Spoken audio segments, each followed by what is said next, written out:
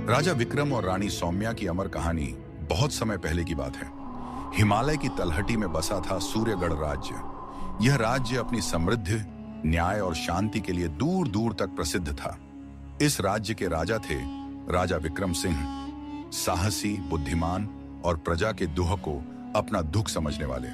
उनके चेहरे पर हमेशा गंभीरता रहती, लेकिन हृदय में अपार करुणा थी। राजा विक्रम का विवाह हुआ था रानी सौम्या से। रानी सौम्या सुंदर तो थी ही, पर उससे भी अधिक सुंदर था उनका मन। वे न केवल राजमहल की शोभा थी, बल्कि गरीबों की आशा और दुखियों की दवा भी थी। वे रोज महल के गुप्त द्वार से निकलकर साधारण स्त्री के वेश में प्रजा की समस्याएं सुनती थीं। सूर्यगढ़ में सब कुछ ठीक चल रहा था, लेकिन पड़ोसी राज्य अंधकारपुर का राजा कालनेमी सूर्यगढ़ की समृद्धि से ईर्ष्या करता था। वह चाहता था कि सूर्यगढ़ को अपने अधीन कर ले। उसने कई बार आक्रमण की योजना बनाई, पर सूर्यगढ़ की मजबूत सेना और राजा विक्रम की रणनीति के कारण वह सफल न हो सका। एक दिन कालनेमी ने छल का रास्ता चुना। उसने एक मायावी साधु को सूर्यगढ़ भेजा।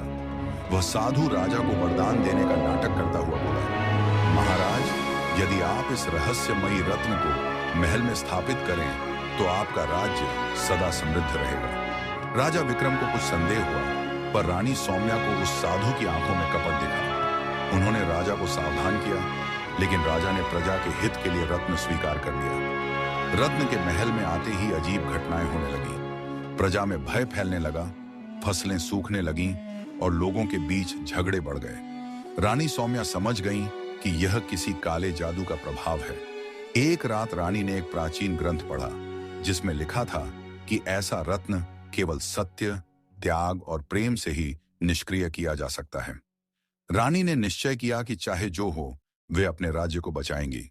अगली सुबह कालनेमी ने सूर्यगढ़ पर आक्रमण कर दिया। युद्ध भयानक था। राजा विक्रम वीरता से लड़े, लेकिन रत्न के प्रभाव के कारण सेना कमजोर पड़ रही थी। तभी रानी सौम्या युद्ध भूमि में पहुंची। उन्होंने सबके सामने रत्न को उठाया और कहा, यदि इस रत्न में शक्ति है तो वह मेरे प्रेम और त्याग के सामने टिक नहीं सकता। उन्होंने रत्न को अपने हाथों से तोड़ दिया।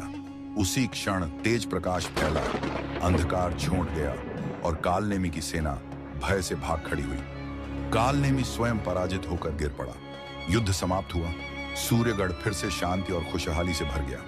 राजा विक्रम ने रानी सौम्या को गले लगाकर कहा, आज तुमने सिद्ध कर दिया कि सच्ची शक्ति तलवार में नहीं, बल्कि प्रेम और बुद्धि में होती है।